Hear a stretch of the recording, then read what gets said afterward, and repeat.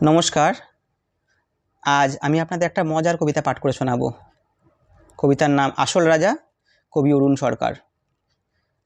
কাকের মুখে রটল খবর, বনের রাজা বাঘ মরেছে। জন্তুরা সব একে একে মরা বাঘটা এলো দেখে। কেউ করলো আহা উহু, কেউ ভাবলো বাঁচা গেল।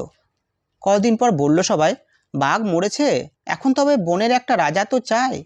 কে তাহলে রাজা হবে? শিয়াল শুনে চুপি চুপি মাথায় দিয়ে গাধার টুপি, লাফিয়ে উঠে সিংহাসনে ডাকলো হুক্কা হুয়া রবে, বলল সেই রাজা হবে। ভালুক বলল, এই বেয়াদব, ওখান থেকে নাম এখুনি। রাজা হব এই কথাটি ফের যদি তোর মুখে শুনি, একটা চড়ে অক্কা পাবি, হুক্কা হুয়া ভুলে যাবি। বাঘ নেই তো আমি আছি, বাঘের পরেই আমার দাবি। নেকড়ে বলে, ভালোই আছো, করবে তুমি ভালুক নাচো?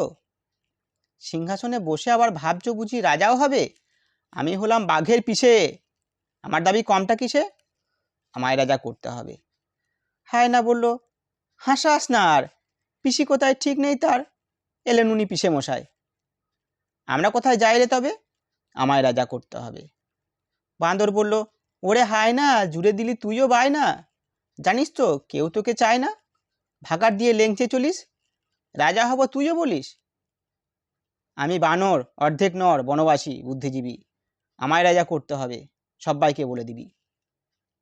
শুয়োর বলে, বাঁদরামি রাখ, গাছে আছিস গাছেতেই থাক, পেটটা যখন দিব চিরে সব বুদ্ধি বেরিয়ে যাবে। আমায় বেশি ঘাঁটাস না রে, আমি যখন গোঁ ধরেছি আমায় রাজা করতে হবে। সবাই চেঁচায়, কো ক্যাঁক ক্যাঁক, কো ক্যাঁক ক্যাঁক। বনতল পার হট্টগোলে বাদুর তখন উঠল বলে, ঘুরে ঘুরে দেখছি সবই, সবাই ভাবছিস রাজা হবি, শিয়ালকে আর দেখছিস কেউ, শুনতে পাচ্ছিস ডাকছে যে ফেউ।